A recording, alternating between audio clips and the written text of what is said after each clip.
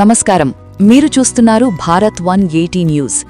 ఈరోజు వార్తల్లో భాగంగా కోనసీమ తిరుమల వాడపల్లి వెంకటేశ్వరుని దివ్యక్షేత్రం నిత్యం భక్తజనంతో విరాజిల్లుతోంది. వేలాది మంది రాకతో పరిసరాలన్నీ ఇసుకేస్తే రాలనంతగా మారుతున్నాయి. అందుకు తగ్గట్టుగా మాడవీధులు విస్తరణ జరగక ఇబ్బందులు ఎదురవుతున్నాయి. కొన్ని చోట్ల దుకాణాలు, ఇతర వ్యాపారాలు చేసుకునేవారు రోడ్డుపైకి వచ్చేస్తుండటంతో అవస్థలు తప్పడం లేదు. ముఖ్యంగా శనివారం వచ్చిందంటే చాలు పరిస్థితి దారుణంగా మారుతోంది. తోపులాటలు చోటు చేసుకోవడంతో పాటు కిందపడి గాయాల పాలవుతున్నారు. మాడవీధుల్లోకి చొచ్చుకురాకుండా దేవస్థానం అధికారులు దుకాణదారులను కట్టడి చేస్తున్నా షరామామూలుగానే ఉంటోంది. ఇప్పటికైనా అధికారులు స్పందించి తగు చర్యలు తీసుకోవాలని భక్తులు కోరుతున్నారు.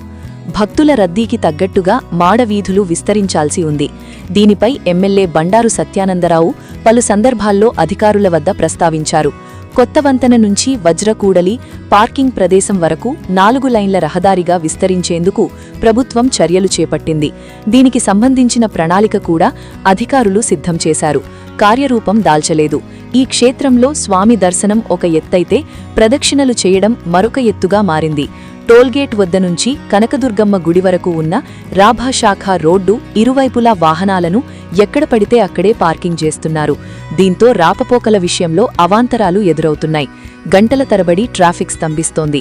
కొంతమంది సిఫార్సులకు తోడు నిర్వాహకులతో వాగ్వాదానికి దిగి టోల్డేగేట్ రుసుము చెల్లించకుండా నేరుగా వాహనాలతో వచ్చేయడంతో ఈ పరిస్థితులు తలెత్తుతున్నాయి.